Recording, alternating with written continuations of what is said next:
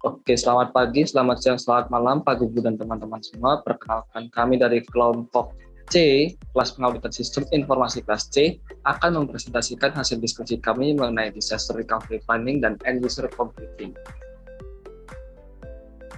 Ini merupakan nama anggota dari kelompok C, ada Muhammad Farhan Isnain, ada Angelika Novitasari, saya sendiri dari Puna Pratama, ada Heri Wulandari, dan terakhir Tiara Ayun Dewanti.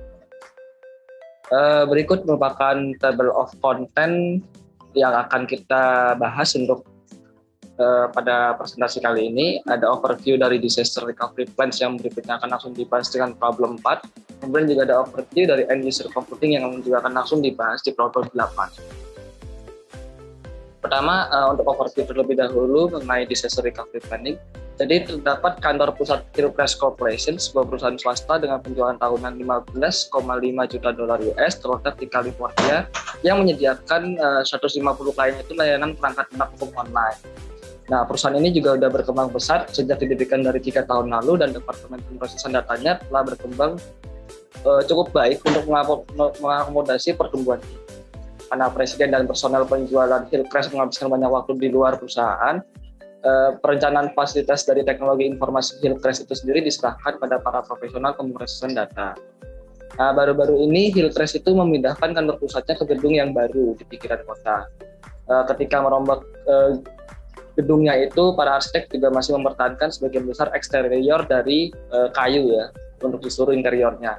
Perangkat keras pemrosesan distributed komputer mini terletak juga di area terbuka sehingga bisa diakses oleh orang banyak dan memberikan sifat keterbukaan.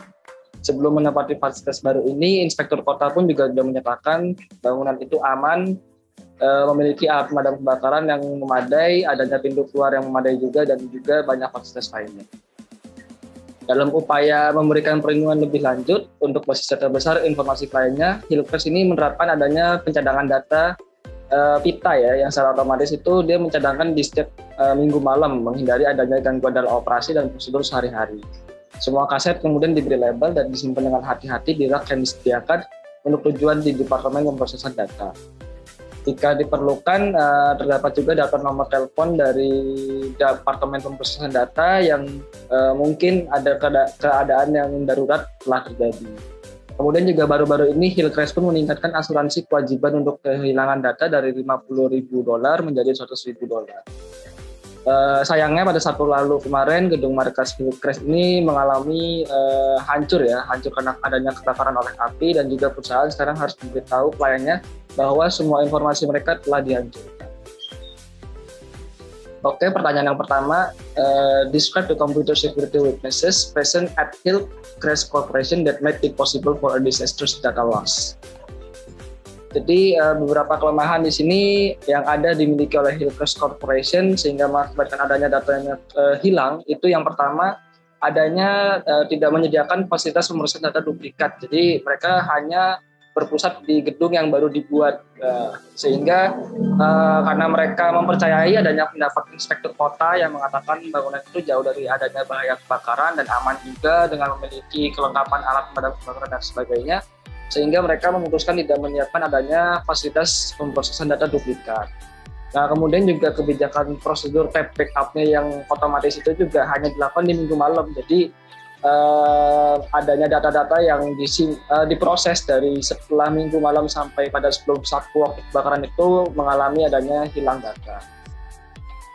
Kemudian pertanyaan kedua, list the components that should have been included in the disaster recovery plan at Hillcrest Corporation to ensure computer recovery within 72 hours. Nah, jadi di sini beberapa komponen yang bisa saya list untuk dibutuhkan dari Hillcrest Corporation. Pertama, perlunya mengidentifikasi dahulu aplikasi-aplikasi yang kritis untuk bisa diperbaiki sebelum melakukan perbaikan secara menyeluruh. Kemudian Hillcrest sendiri juga bisa melakukan persiapan tape backup yang lebih sering dibandingkan dengan sebelumnya hanya dilakukan pada minggu malam agar bisa memastikan datanya selalu aman. Kemudian yang terakhir juga dapat dilakukan persiapan pembuatan fasilitas pemrosesan data duplikat selain pada di tempat pertama untuk menghindari adanya kehilangan data secara menyeluruh. Mungkin fasilitasnya dapat berupa fakta saling membantu, juga mungkin berupa jangka kosong atau cold sites, atau mungkin juga pusat operasi pemulihan atau bisa dibilang seperti hot site atau cadangan yang disediakan secara internal. Selanjutnya akan dilanjutkan oleh teman saya. Untuk selanjutnya saya akan menjawab pertanyaan selanjutnya, yaitu what factors other than those included in the plan itself should the company consider when formulating a disaster recovery plan? Next. Nah, faktor-faktor yang harus dipertimbangkan perusahaan ketika merumuskan rencana disaster recovery plan itu ada 3. Yang pertama itu perusahaan harus memiliki asuransi gangguan usaha, selain perusahaan juga memiliki asuransi kewajiban. Nah, asuransi gangguan usaha ini adalah jenis asuransi yang memberikan perlindungan pendapatan perusahaan bila terjadi hal yang tidak diinginkan. Kondisi hilangnya pendapatan perusahaan tersebut dapat terjadi karena misalkan fasilitas bisnis atau proses pemindahan usaha setelah terjadi hal yang tidak diharapkan oleh perusahaan. Lalu yang kedua adalah perusahaan perlu memastikan bahwa semua dokumentasi sistem dan operasi selalu memiliki teknologi yang mutakhir serta mudah diakses dan digunakan jika terjadi bencana. Maka dari itu perusahaan perlu melakukan investasi dan memperbaharui teknologi disaster recovery plan secara efektif dan efisien. Lalu yang ketiga, perusahaan melakukan analisis risiko atau biaya untuk menentukan tingkat pengeluaran yang dapat dibenarkan terhadap disaster recovery plan-nya. Contohnya, perusahaan mendapat kepastian dari disaster recovery plan tersebut bahwa pemulihan setidaknya dapat dicapai dalam 72 jam. Perusahaan perlu memastikan bahwa teknologi yang dimiliki perusahaan itu tuh dapat diukur, sehingga perusahaan dapat meminimalisir risiko dalam penggunaan disaster recovery plan tersebut. Okay, next. Baik, saya Jelika akan melanjutkan pembahasan overview mengenai end user computing. Nah, pada problem 8 dijelaskan kasus yang terjadi pada Huston Manufacturing Company. Departemen Audit Internal perusahaan Huston baru-baru ini menyelesaikan pemeriksaan rutin pada fasilitas komputer perusahaan. Nah, berdasarkan laporan auditor, terdapat beberapa temuan, di antaranya pertama, tidak ada koordinasi oleh Departemen Layanan Pemrosesan Data dalam pembelian sistem komputer mikro untuk masing-masing departemen. Yang kedua, di antara 12 komputer mikro dalam organisasi terdapat hardware manufacturers yang berbeda-beda. Dan yang ketiga, terdapat 4-5 vendor perangkat lunak yang berbeda untuk aplikasi pada komputer mikro. Nah, Stan Martin selaku Direktur Huston Manufacturing Company memberikan tanggapan dari hasil temuan audit tersebut. Beberapa keputusan yang diambil diantaranya, pertama, menstandarisasi komputer mikro dan perangkat lunak aplikasi dengan menentukan perangkat lunak yang harus digunakan oleh semua personel maupun departemen. Yang kedua, semua personel wajib menggunakan Micromate. Ketiga, semua perangkat keras mikrokomputer harus kompatibel dengan MS-DOS.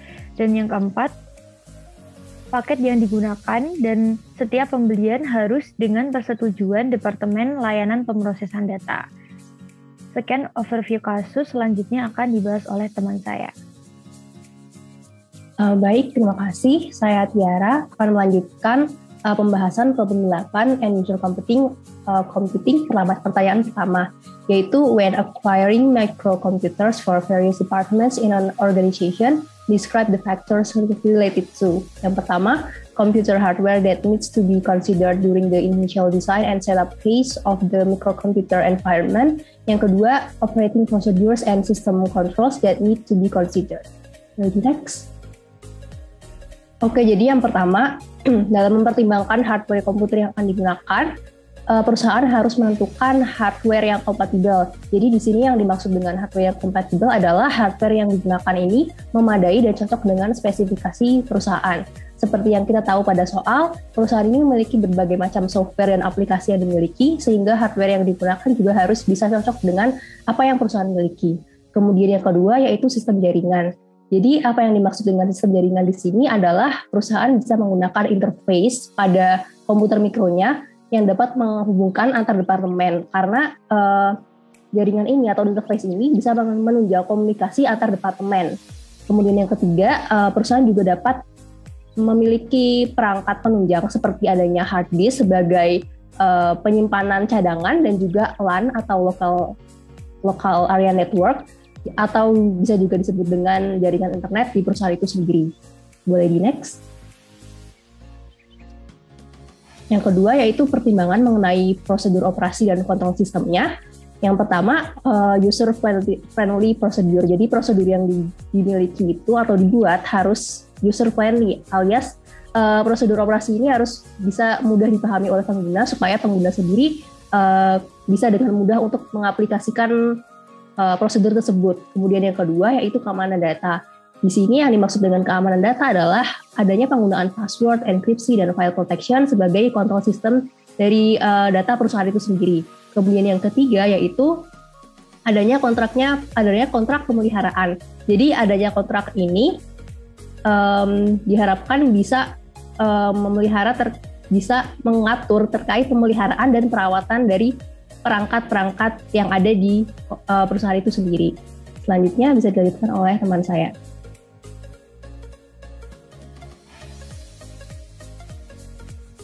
Baik, selanjutnya saya akan membahas problem B mengenai manfaat dari perangkat keras dan perangkat lunak yang terstandarisasi untuk komputer mikro dalam suatu organisasi. Nah, sebelumnya, apa itu standarisasi? Nah, standarisasi adalah proses memposisikan aplikasi dan infrastruktur teknologi informasi dalam standar yang sesuai dengan tujuan, strategi, kondisi, kebijakan, maupun keamanan perusahaan. Selanjutnya, nah meskipun bagi beberapa perusahaan standarisasi masih kurang memungkinkan, tetapi perlu diketahui bahwa terdapat banyak manfaat standarisasi perangkat keras dan lunak, di antaranya. Pertama, menciptakan kolaborasi dan interoperabilitas.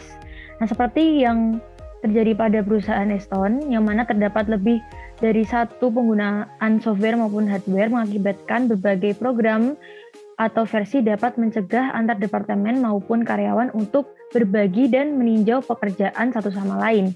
Dengan adanya standarisasi, maka dapat memudahkan kolaborasi antar departemen. Karena setiap karyawan memiliki alat dan kemampuan yang sama, mereka dapat bebas berbagi, mengedit, dan melakukan aktivitas bisnis lainnya. Nah, standarisasi juga akan menciptakan interoperabilitas atau kemampuan berbagai ragam sistem atau aplikasi untuk bekerja sama dan bisa berinteraksi dengan aplikasi lain yang berbeda untuk memungkinkan terjadinya pertukaran data atau informasi melalui suatu protokol yang disetujui bersama. Yang kedua, meningkatkan produktivitas. Nah, tidak adanya standarisasi memungkinkan munculnya hambatan dalam bekerja. Hal tersebut disebabkan masalah-masalah sepele seperti hanya sejumlah kecil karyawan atau departemen tertentu yang memiliki akses software maupun hardware tertentu, sehingga banyak pihak yang harus menunggu karena tidak langsung dapat ditangani. Nah, hambatan kecil tersebut bisa merugikan apabila terjadi dalam skala besar. Tentunya, produktivitas perusahaan pun dapat menurun apabila hambatan tersebut tidak diatasi. Dengan standarisasi, memungkinkan lebih banyak pengguna dapat mengakses sehingga mampu memberdayakan tenaga kerja dengan memberikan otonomi yang lebih besar. Selanjutnya, manfaat ketiga yaitu efisiensi biaya. Nah, standarisasi membuat perusahaan hanya perlu menggunakan satu perangkat lunak maupun perangkat keras, sehingga dari segi pelatihan itu lebih mudah, hemat, dan mampu memberikan outcome yang maksimal. Nah, ketika menggunakan dua atau lebih aplikasi, baik antar departemen atau kantor, karyawan harus dilatih pada bagian masing-masing, bahkan harus dilatih ulang apabila terjadi pemindahan. Maka dari itu, adanya standarisasi membuat perusahaan dapat meminimalkan biaya pelatihan. Standarisasi juga menghemat waktu dan biaya pemeliharaan karena perangkat yang dipelihara tidak beraneka ragam. Dengan demikian, penganggaran untuk perangkat lebih mudah dan lebih mudah untuk diperkirakan, sehingga pengeluaran departemen lebih dapat diatur. Lalu manfaat yang keempat yaitu efektivitas kinerja. Nah, dari beberapa manfaat standarisasi yang telah saya sebutkan sebelumnya, secara langsung akan berpengaruh pada peningkatan efektivitas kinerja perusahaan. Nah, standarisasi memungkinkan perusahaan untuk mengendalikan keanekaragaman sehingga dapat meminimalkan perbedaan yang tidak menguntungkan. Dengan begitu, perusahaan dapat lebih berfokus pada tujuan sehingga meningkatkan efektivitas kinerja perusahaan. Nah, lalu yang kelima, selanjutnya, mencegah misinterpretasi. Dengan adanya standar, maka acuan atau pedoman yang digunakan oleh seluruh departemen maupun karyawan itu sama. Dengan begitu, standar dapat mengatasi atau mengurangi kesimpang siuran informasi. Apabila perusahaan menggunakan software maupun hardware sesuai dengan standar yang telah ditetapkan, maka output yang dihasilkan juga tidak akan beraneka ragam sehingga mencegah terjadinya misinterpretasi. Lalu yang keenam, meningkatkan keamanan. Apabila perusahaan memiliki rangkaian produk dan versi perangkat lunak yang beraneka ragam, maka akan sulit dijamin keamanannya. Dengan adanya standarisasi, maka IT dapat fokus pada pengamanan perangkat lunak yang dipilih saja, serta mampu mengawasi keamanan dan fungsionalitas dengan lebih cermat. Selanjutnya akan dijelaskan oleh teman saya.